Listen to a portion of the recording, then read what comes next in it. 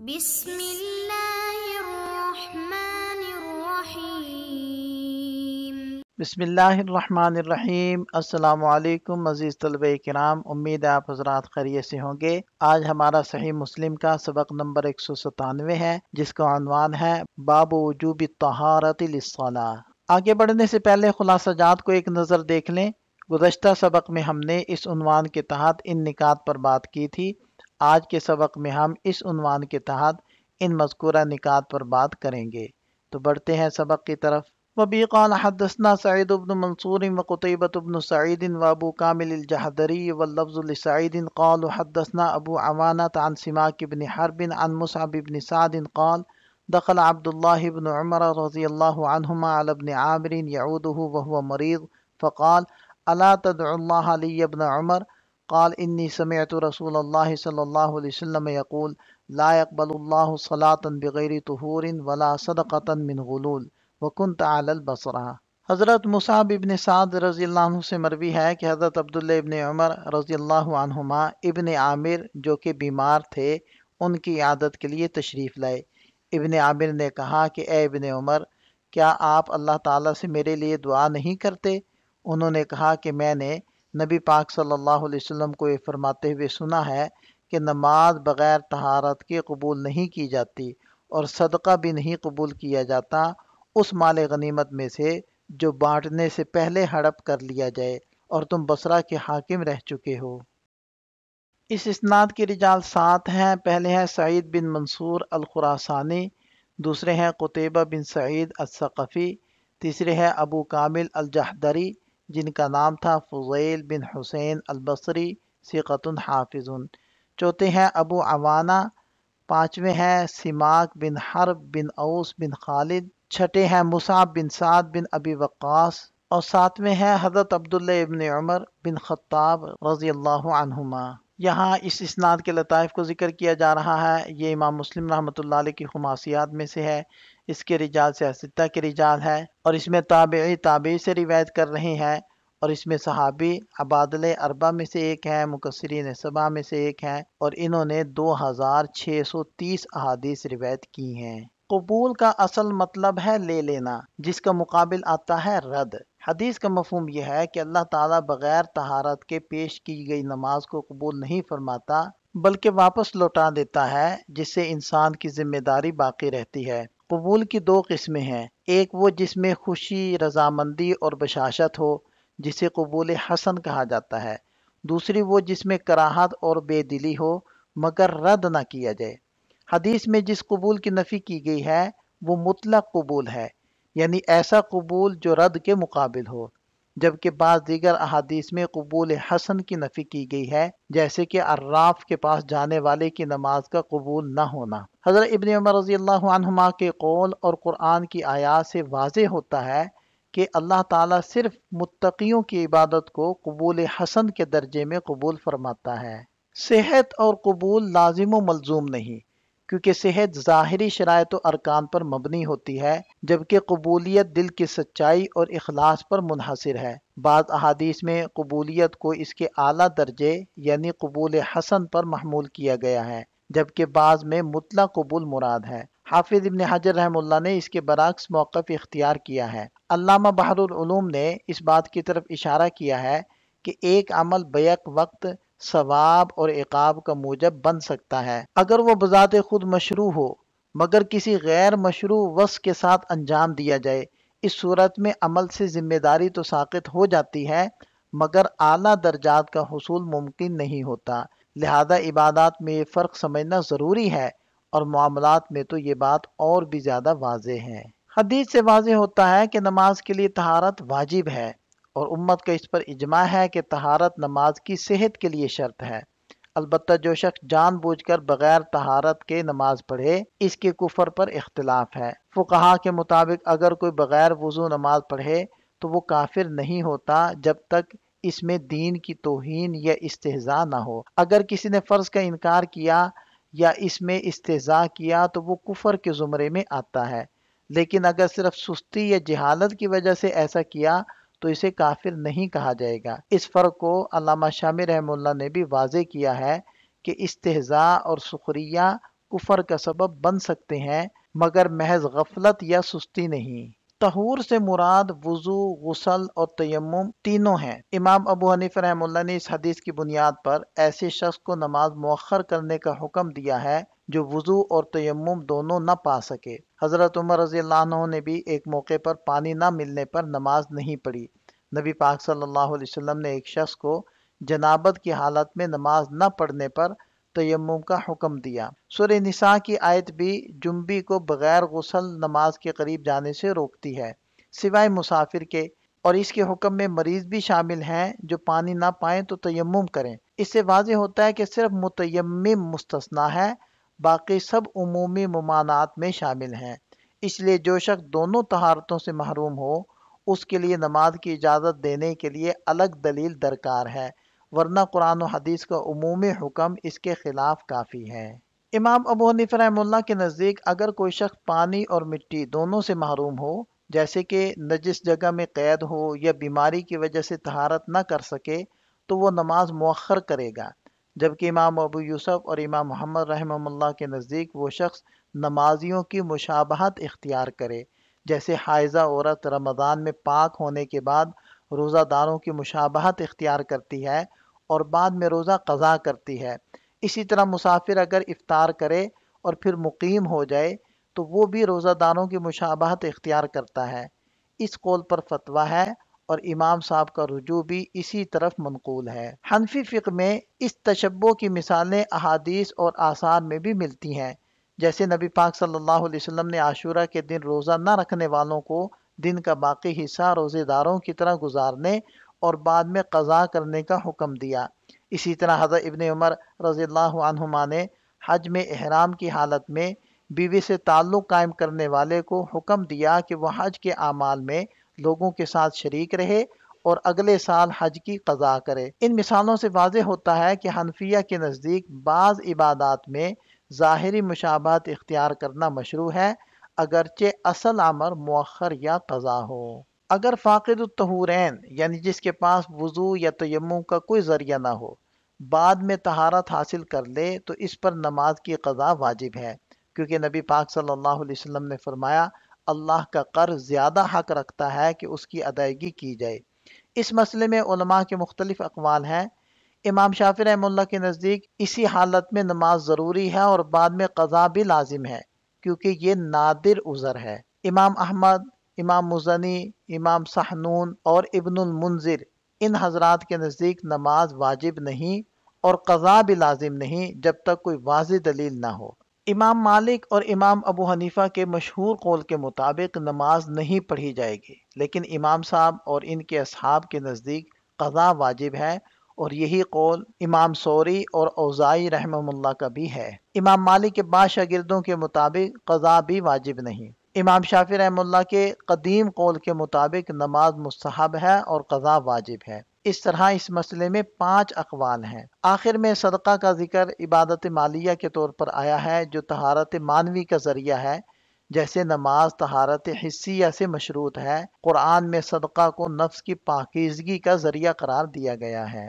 غلول یعنی مال حرام سے صدقہ کرنا قابل قبول نہیں، کیونکہ اللہ تعالیٰ پاک ہے اور صرف پاک مال ہی قبول فرماتا ہے، جیسے کہ قرآن میں فرمایا گیا ہے کہ خبیث مال خرچ نہ کرو جسے خود بھی لینے سے گریز کرتے ہو۔ غلول اصل میں مال غنیمت میں خیانت کو کہتے ہیں۔ اگر کوئی شخص مال حرام سے صدقہ کرے اور اسے علم ہو کہ یہ مال حرام ہے تو اسے ثواب نہیں ملتا بلکہ وہ گنہگار ہوتا ہے، اور ثواب اصل مالک کو ملتا ہے بشرطے کہ وہ مالک یا وارث معلوم ہو۔ اگر مالک معلوم نہ ہو تو ایسے مال کو صدقہ کرنا واجب ہوتا ہے۔ حافظ ابن القیم رحمہ اللہ کے مطابق اگر صدقہ واجب ہو تو اس پر ثواب ملتا ہے، اور بعض علماء کے نزدیک مال حرام کو صدقہ میں صرف کرنا نفس کو اس سے بچانے کے لیے بہتر ہے۔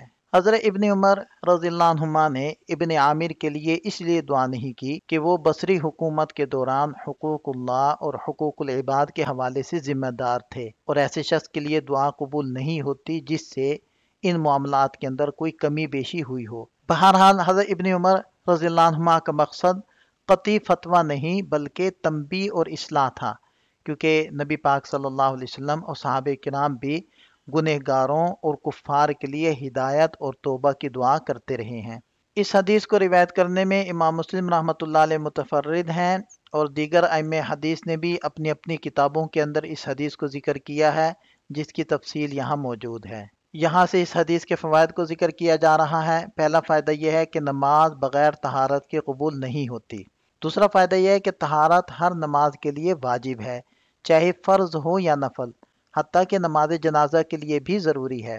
امام شعبی اور امام طبری رحمہم اللہ اس قول سے اختلاف کرتے ہیں، کیونکہ وہ حضرات جنازے کو بغیر طہارت کے جائز قرار دیتے ہیں، لیکن یہ قول باطل ہے کیونکہ احادیث اور اجماع کے خلاف ہے۔ علامہ کرمانی رحمہ اللہ کے مطابق طواف بھی بغیر طہارت کے درست نہیں، کیونکہ نبی پاک صلی اللہ علیہ وسلم نے اسے نماز سے تشبیہ دی ہے۔ البتہ علامہ عینی رحمہ اللہ نے اس تشبیہ کو صرف ثواب کے لحاظ سے مانا ہے، نہ کہ شرعی حکم کے لحاظ سے، کیونکہ طواف میں قبلے سے انحراف اور چلنا اسے فاسد نہیں کرتا۔ اس سے یہ فائدہ بھی حاصل ہوتا ہے کہ مال حرام سے دیا گیا صدقہ باطل ہے اور وہ قبول نہیں ہوتا، کیونکہ قرآن میں صدقہ کو من اور اذا سے باطل ہونے کی بات کی گئی ہے، تو مال حرام سے صدقہ کرنا بدرجہ اولا باطل ہوگا۔ ایسا شخص دوہرا گنہگار ہوتا ہے، ایک مال غیر پر ناجائز قبضہ کرنے سے اور دوسرا اس مال کو صدقے میں خرچ کرنے سے۔ شرعی طور پر اس مال کو اصل مالک یا اس کے وارث کو واپس کرنا ضروری ہوتا ہے، صدقہ اس کی جگہ نہیں لے سکتا۔ یہ فائدہ بھی اس حدیث سے حاصل ہوتا ہے کہ مال حرام سے عبادت مطلقاً حرام ہے، کیونکہ ایسا مال شرعی طریقے سے حاصل نہیں کیا جاتا۔ اس میں وہ صدقات بھی شامل ہیں جو عورت اپنی شوہر کی اجازت کے بغیر یا غلام اپنے مالک کی اجازت کے بغیر دیتا ہے۔ حدیث میں نماز اور صدقہ کو اکٹھا ذکر کرنے کی حکمت یہ ہے کہ عبادات کی دو قسمیں ہیں، بدنی اور مالی۔ بدنی عبادت میں نماز کو اس کی اہمیت، ایمان کے بعد اس کا ذکر اور اسلام و کفر کے درمیان فرق ہونے کی وجہ سے منتخب کیا گیا ہے۔ مالی عبادت میں صدقہ کو اس کے وسیع فائدے اور عام بھلائی کی وجہ سے منتخب کیا گیا ہے۔ دونوں عبادات کے لیے طہارت ضروری ہے، نماز کے لیے جسم، لباس اور جگہ کی طہارت، اور صدقہ کے لیے دل کی طہارت ریا سے اور مال کی طہارت حرام سے ضروری ہے۔ یہ فائدہ بھی اس سے حاصل ہوا کہ نیک لوگوں سے دعا کی درخواست کرنا جائز ہے، جیسے کہ ابن عامر نے حضرت ابن عمر رضی اللہ عنہما سے دعا کی درخواست کی، اور حضرت ابن عمر نے اس پر اعتراض نہیں کیا، البتہ دعا نہ کرنے کی وجہ بعض شرعی موانع تھیں۔ اسی طرح حضرت ابن عمر رضی اللہ عنہما دین کے معاملے میں سخت گیر اور حق گو تھے، اور امر بالمعروف اور نہی عن المنکر میں کسی مداہنت یا مصلحت کو دخل نہیں دیتے تھے۔ انہوں نے ابن عامر کو اس کے مظالم کی وجہ سے متنبہ کیا کہ یہ دعا کی قبولیت میں رکاوٹ بن سکتے ہیں، اور ان کا مقصد ابن عامر کو مایوس کرنا نہیں بلکہ اصلاح، توبہ اور گناہوں سے باز رکھنے کی ترغیب دینا تھا۔ اس عبارت میں اس بات کی طرف اشارہ ہے کہ حرام مال کھانا دعا کی قبولیت میں رکاوٹ بنتا ہے۔ حضرت ابو ہریرہ رضی اللہ عنہ کی روایت سے معلوم ہوتا ہے کہ اللہ تعالیٰ صرف پاک چیزوں کو قبول فرماتے ہیں۔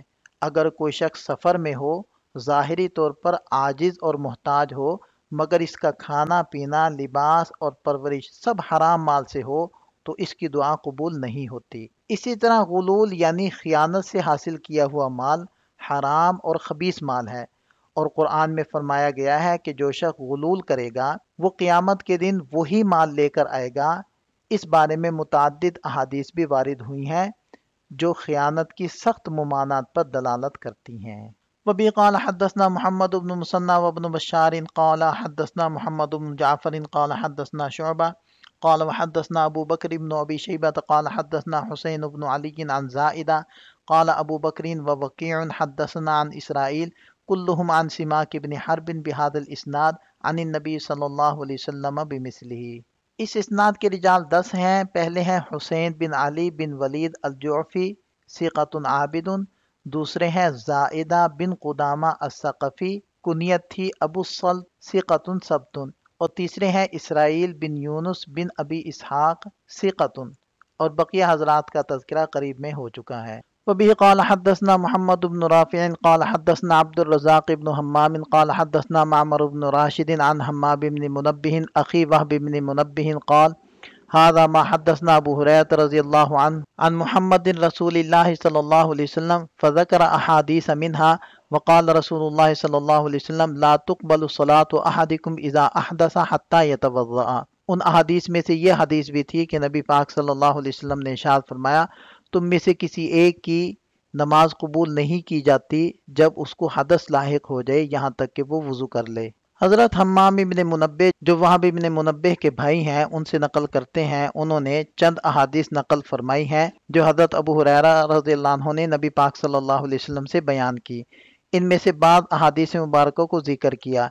इन अहादीस में से एक ये है कि आप अलैहिस्सलाम ने फरमाया, तुम में से किसी शख्स की नमाज कबूल नहीं की जाती जब वो बेवुज़ू हो जाए, यहाँ तक कि वो वज़ू कर ले। इस इस्नाद के रिजाल 5 हैं। पहले हैं मोहम्मद बिन राफ़े बिन साबूर अल-कुशैरी सिक़तुन आबिदुन। दूसरे हैं अब्दुल रज़्ज़ाक़ बिन हम्माम बिन नाफ़ि अल-हिमयरी सिक़तुन हाफ़िज़ुन शहीरुन। तीसरे हैं मामर बिन राशिद अल-अज़दी सिक़तुन सब्तुन फ़ाज़िलुन।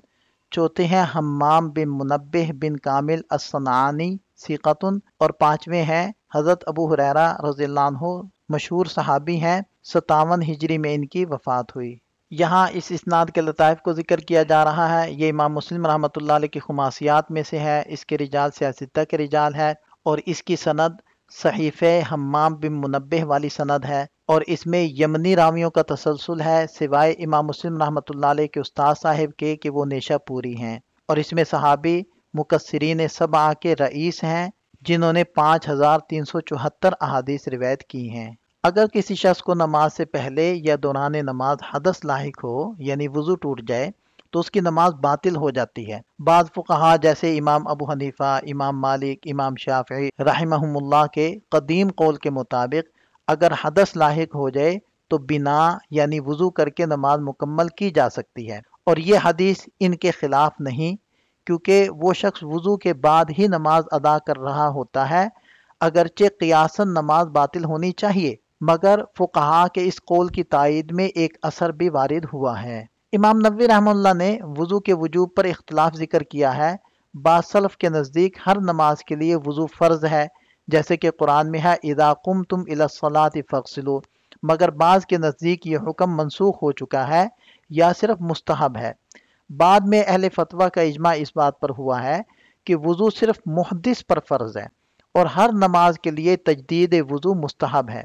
आयत का मतलब है जब तुम हालत हदस में नमाज के लिए उठो या नींद से उठो तो वज़ू करो। हदीस से वाज़े होता है कि वज़ू का वजूब सिर्फ उस शख्स पर है जो हालत हदस में नमाज के लिए खड़ा हो। कुरान की आयत में भी वज़ू, गुस्ल और तयम्मुम का मकसद सिर्फ ये बयान किया गया है कि बंदा अल्लाह के हुज़ूर पाकीज़ा हालत में हाजिर हो। अगर किसी शख्स ने पहले ही तहारत हासिल कर रखी हो तो इस पर दोबारा वज़ू का वजूब नहीं, क्योंकि इससे गैर ज़रूरी मशक्क़त और तंगी लाजिम आती है जिसे अल्लाह ताला ने दूर फरमा दिया है। नबी पाक सल्लल्लाहु अलैहि वसल्लम ने भी फरमाया कि अगर उम्मत पर मशक्क़त न होती तो मैं हर नमाज के लिए वज़ू का हुक्म देता, मगर मशक्क़त की वजह से ऐसा नहीं किया गया। इससे मालूम होता है कि तहारत का वजूब सिर्फ ज़रूरत के वक्त है, ना कि मुतलक़न हर नमाज के लिए। साहिब कश्फ ने काज़ी इमाम रहमतुल्लाह के हवाले से वजाहत की है कि आयत वज़ू में हदस यानी बेवज़ू होना शर्त के तौर पर नस्स कुरानी से साबित है, ना कि महज राय से। आयत में अल्लाह ताला ने फरमाया लियुत्तहिरकुम वलियुतिम्मा, यानी अल्लाह तुम्हें पाक करना चाहता है, जो इस बात की दलील है कि तहारत का मकसद हदस से पाकी है। इसी तरह जब जनाबत या औरत को छूने का जिक्र आया और पानी ना मिले तो तयम्मुम का हुक्म दिया गया है, जो इस बात पर दलालत करता है कि तयम्मुम का वजूब उसी वक्त होता है जब असल तहारत यानी वज़ू या गुस्ल वाजिब हो। लिहाजा आयत के आगाज में इज़ा कुमतुम इलस्सलाह का मतलब है जब तुम नमाज के लिए उठो और तुम हालत हदस में हो। अगरचे हदस का जिक्र सराहतन नहीं आया, मगर आयत के सियाक़ो सबाक से इसकी दलालत वाज़े हो जाती है।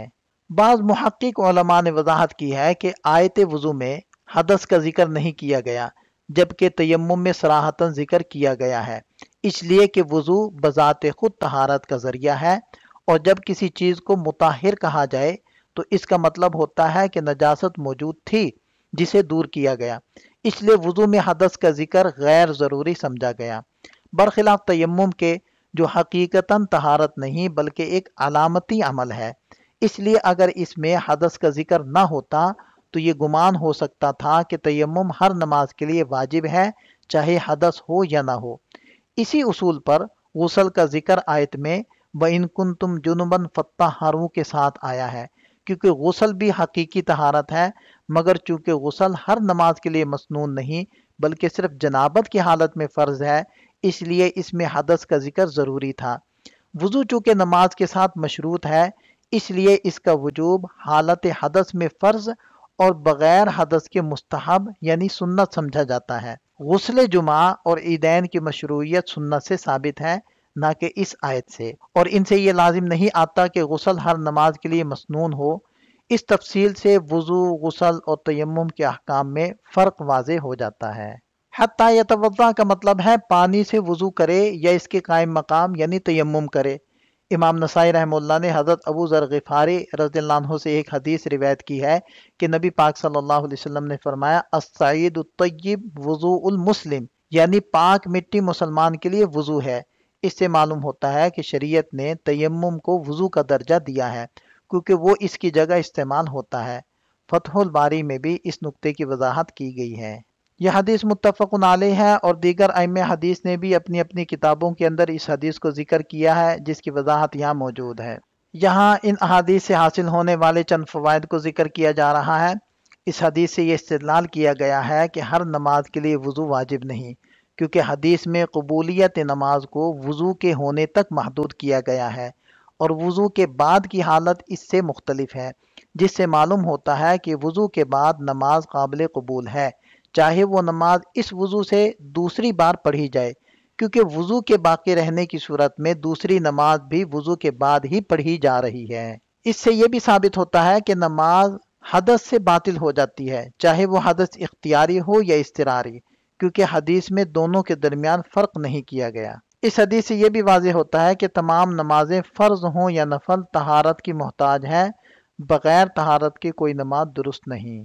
یہ ان احادیث سے حاصل ہونے والے چند فوائد ہیں۔ یہاں ہمارا سبق مکمل ہو جاتا ہے، ایک نظر خلاصے کو دیکھ لیں۔ یہ اس سبق سے متعلق چند سوالات ہیں، ان کے جواب تحریر کریں۔ ملتے ہیں نئے سبق کے ساتھ۔ اللہ تعالیٰ ہم سب کا حامی و ناصر ہو۔ دعاؤں میں یاد رکھیے گا۔ السلام علیکم۔